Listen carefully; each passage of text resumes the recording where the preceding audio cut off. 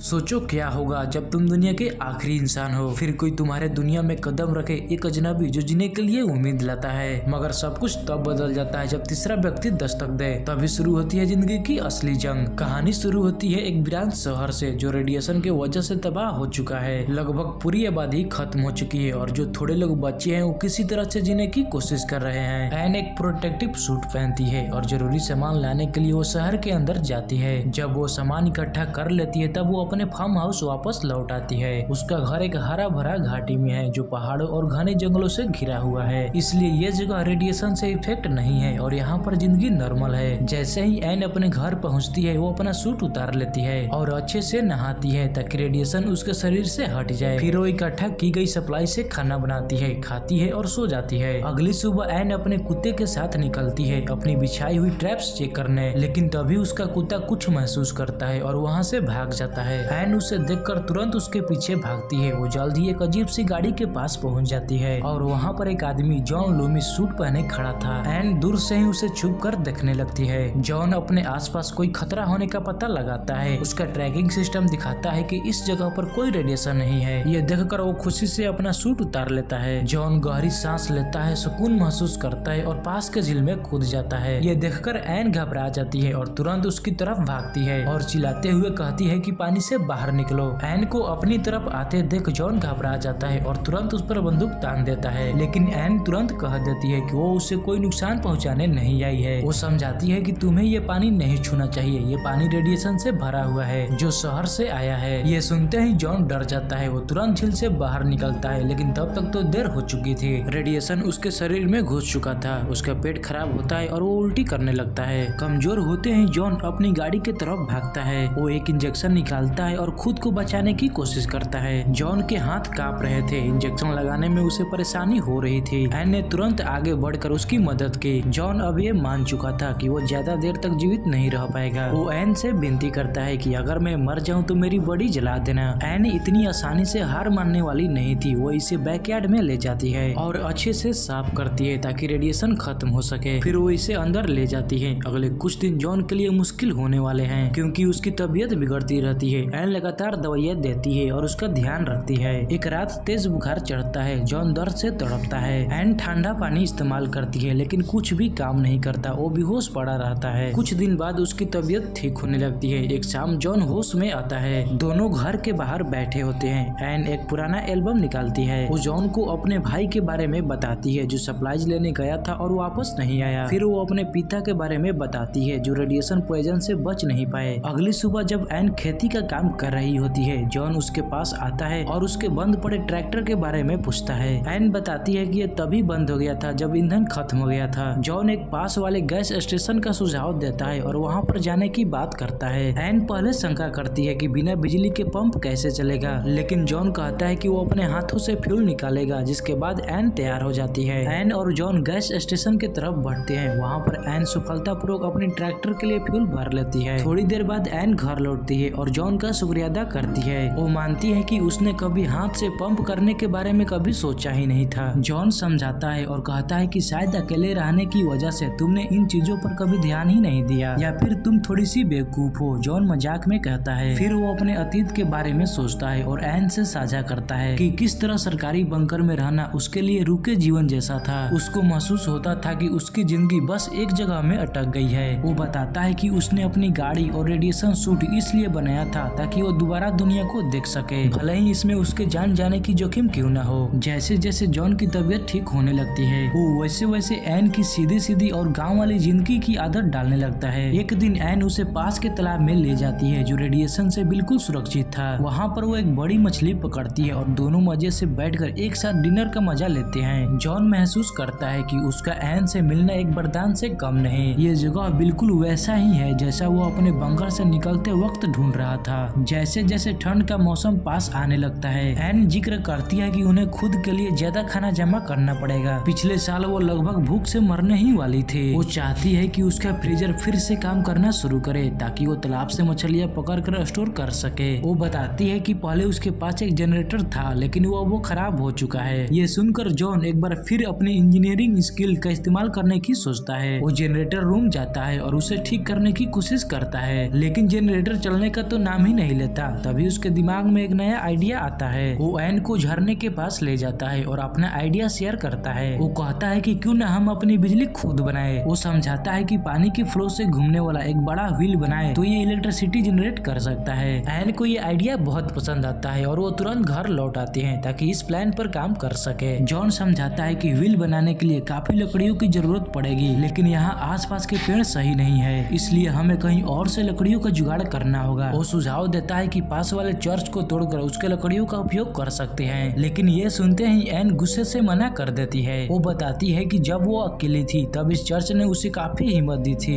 ये चर्च असल में उसके पिता ने बनाया था जो यहाँ पुजारी थे। जॉन उसकी भावनाओं को समझता है और अपना प्लान ड्रॉप कर देता है। दोनों अब जनरेटर के लिए कोई और तरीका ढूंढने लगते हैं। एक दिन जब एन खेती कर रही होती है तब जॉन एक छोटा सा सुपरमार्केट ढूंढ लेता है और जाकर वहाँ वो शराब पीने लगता है। जब एन उसे ढूंढते हुए वहाँ पहुँचती है तब तक जॉन पूरी तरह से नशे में होता है। वो एन से अजीब तरीके से बातें करने लगता है और उसका व्यवहार बुरा होने लगता है। एन किसी तरह से उसे वापस घर ले आती है, लेकिन उसका ये व्यवहार उसे दुख पहुंचाता है। अगली सुबह जॉन अपनी रात के व्यवहार के लिए माफी मांगता है। वो कहता है कि वो अपने रिश्ते को सुधारना चाहता है। एन उसे बहुत ही जल्द माफ कर देती है। वो कहती है कि वो उससे नाराज नहीं है। जॉन का मूड ठीक करने के लिए एन एक अच्छा सा डिनर बनाती है ताकि दोनों एक अच्छा वक्त बिता सके। उस रात एन एक वाइन की बोतल खोलती है और उसे पीने लगती है। जॉन हैरान हो जाता है क्योंकि उसे पता है कि एन कभी शराब नहीं पीती, लेकिन फिर भी वो दोनों डिनर एंजॉय करते हैं। बाद में एन उसे अपने कमरे में ले जाती है और धीरे धीरे अपने कपड़े उतारने लगती है। दोनों एक दूसरे के काफी करीब आ जाते हैं, लेकिन तभी जॉन रुक जाता है। वो कहता है कि अगर हमने ये सब किया तो सब कुछ बदल जाएगा, मुझे थोड़ा वक्त चाहिए। अगली सुबह जब एन अपने कुत्ते के साथ पहाड़ियों पर चल रही होती है तभी उसकी मुलाकात एक नए आदमी केलेब से होती है। वो बहुत प्यासा और कमजोर दिख रहा था, जैसे कई दिनों से भूखा हो। वो बिल्कुल अजनबी था, लेकिन एन को उसका हालत देखकर बहुत ही बुरा लगता है। जिसके बाद एन उसे अपने फार्म हाउस ले आती है। जॉन नया आदमी को देखकर वो चौंक जाता है और तुरंत ही अपनी बंदूक उस पर तान देता है, लेकिन एन उसे शांत करती है और कहती है कि ये हमारे लिए खतरा नहीं है। फिर केलेब अपनी कहानी बताता है। वो एक माइन में दूसरे लोगों के साथ रह रहा था जो यहाँ से ज्यादा दूर नहीं है, लेकिन कुछ समय बाद रेडिएशन वहाँ तक पहुँच गया। डर और टेंशन की वजह से उसके दोस्तों ने एक दूसरे को मारना शुरू कर दिया। वो किसी तरह से वहाँ से जान बचाकर भागा और किस्मत से यहाँ तक पहुँच गया। बाद में एन जॉन से अकेले में बात करती है और कहती है कि केलेब को घर के अंदर रहना चाहिए। जॉन पहले मना करता है, लेकिन यहाँ पर उसकी चलने वाली नहीं है क्योंकि ये घर एन का है। उस रात डिनर के दौरान दोनों आदमी अपनी अपनी कहानियां बताते हैं कि कैसे उसने इस तबाह हुई दुनिया में जीने की कोशिश की। जॉन एक हॉरर स्टोरी शेयर करता है। वो बताता है कि जब वो नर्थ की तरफ जा रहा था तब उसकी मुलाकात एक छोटे से लड़के से हुई जो रेडिएशन की वजह से बीमार हो चुका था। उस लड़के को पता था कि उसकी हालत और बिगड़ने वाली है, इसलिए उसने जॉन से विनती की कि वो इसकी दुख भरे जीवन को खत्म कर दे। जॉन को उस लड़के के लिए बहुत ही बुरा लग रहा था, लेकिन उसने उसकी बात मानी और जॉन ने उसे मार दिया और उसके शरीर को रास्ते के किनारे छोड़ दिया। डिनर के बाद एन केलेब को उसका कमरा दिखाती है और कहती है कि आराम से सो जाओ। जॉन उन्हें एक साथ देखकर थोड़ा जलस हो जाता है। वो एन को वार्न करता है कि एक नए आदमी पर इतना जल्दी भरोसा करना ठीक नहीं है क्योंकि हमें उसके पास्ट के बारे में कुछ नहीं पता। जॉन को केलेब की कहानी पर थोड़ा शक होता है। अगर वो सच में माइन में काम कर रहा था तो रेडिएशन से कैसे बच गया, लेकिन एन इस बात पर संकोच में पड़ जाती है और उससे गुस्से में पूछती है कि तुमने रेडियो एक्टिव लड़के के बारे में क्यों नहीं बताया। ये सुनते ही जॉन बिल्कुल चुप हो जाता है, फिर हिम्मत जोड़कर एक हैरान कर देने वाला सच बताता है। वो एन को बताता है कि वो लड़का कोई और नहीं बल्कि तुम्हारा भाई था। उसकी हालत इतनी बुरी थी कि मुझे मजबूरन उसके जिंदगी को खत्म करना पड़ा। ये सुनते ही एन की आंखों से आंसू बहने लगते हैं और उसका दिल टूट जाता है, लेकिन वो समझती है कि जॉन के पास और कोई रास्ता नहीं था। वो दुख के साथ लेकिन दिल से उसे माफ कर देती है। अगली सुबह जॉन और केलेब शिकार पर जाते हैं, लेकिन दोनों के बीच एक अजीब सी टेंशन होती है। बात करते वक्त केलेब मेंशन करता है कि उसका भी धर्म एन जैसा ही है। वो एन की सोच और उसकी हिम्मत की तारीफ करता है जो जॉन को अंदर ही अंदर जलन महसूस करने पर मजबूर करता है। लेकिन इन सब टेंशन के बावजूद दोनों मिलकर एक जंगली जानवर का शिकार कर लेते हैं और उसे घर ले जाते हैं। शाम को डिनर के दौरान वो फिर से वाटर व्हील प्रोजेक्ट के बारे में डिस्कस करते हैं। केलेब चर्च की लकड़ी यूज करने के आइडिया के खिलाफ था। वो कहता है कि ये एक प्रार्थना का स्थल है और इसे तोड़ना सही नहीं है, लेकिन यहाँ पर एक बड़ा सरप्राइज होता है। एन अपनी सोच बदल लेती है। वो कहती है कि शायद भगवान चाहते हैं कि हम ये बिजली बनाएं क्योंकि यही हमारी आखिरी जिंदा रहने की उम्मीद है। अब वो तैयार है कि चर्च की लकड़ी यूज करे ताकि अपना फ्यूचर सिक्योर कर सके। केलेब कहता है कि वो एन की चॉइसेस की इज्जत करता है। वो कहता है कि एन को पूरा हक है अपनी मर्जी से जीवन जीने का, चाहे वो उसके साथ हो या फिर किसी और के।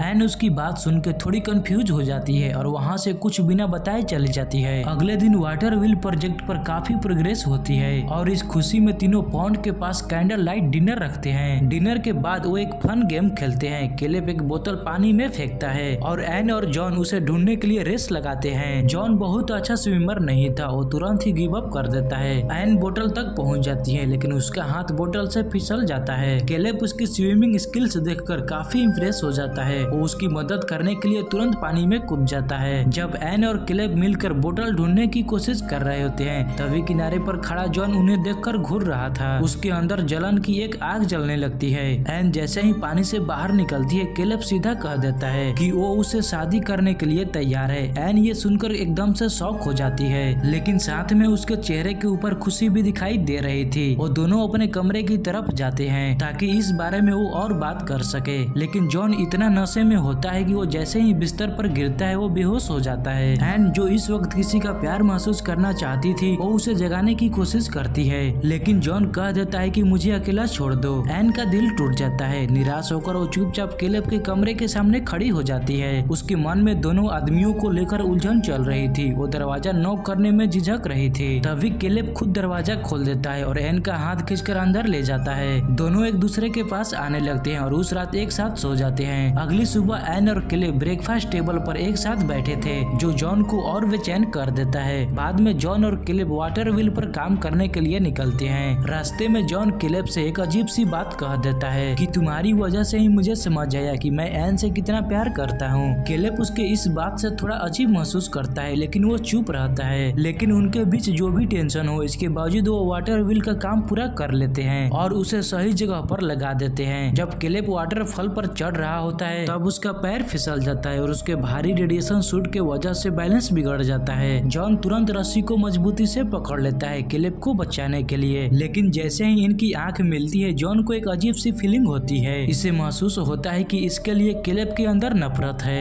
एक पल के लिए जॉन सोचता है कि अगर ये सिचुएशन उल्टी होती तो क्या केलेब भी मुझे बचाता या फिर मरने देता। इसके बाद सीन चेंज हो जाता है। जॉन अकेला ही घर लौटता है। एन उससे मिलती है और बताती है कि पिछली रात उससे गलती हो गई थी क्योंकि वो बहुत ही नशे में थी। जॉन उसे माफ कर देता है और कहता है कि मैं समझ सकता हूँ तुम अकेली महसूस कर रही थी। फिर मेंशन करता है कि केलेब चला गया नए लोगों और सेटलमेंट की तलाश में, लेकिन एन के दिल में एक अजीब सी डाउट उठ रही थी। उसे ये सब सही नहीं लग रहा था। वो तुरंत बाहर जाकर देखने लगती है लेकिन जब उसे केलेब की कहीं भी निशान नहीं मिलता तो उसके अंदर से एक डर बैठ जाता है। उसके मन में सिर्फ एक ही सवाल घूम रहा होता है कि जॉन ने कुछ किया तो नहीं। अगले कुछ दिन एन उदास रहती है। एक शाम देखती है कि जॉन ने वायरिंग करेक्ट कर दी है। अब वाटर व्हील के पावर से पूरा सिस्टम चल रहा था। घर में भी बिजली वापस आ जाती है जो देखकर एन बहुत ही खुश हो जाती है। अगली सुबह वो स्टोरेज एरिया जाती है जहाँ उसकी एक पुराने पियानो पर नजर पड़ती है। ये वही पियानो था जो चर्च में था। जॉन उसे वापस लाकर रख दिया था।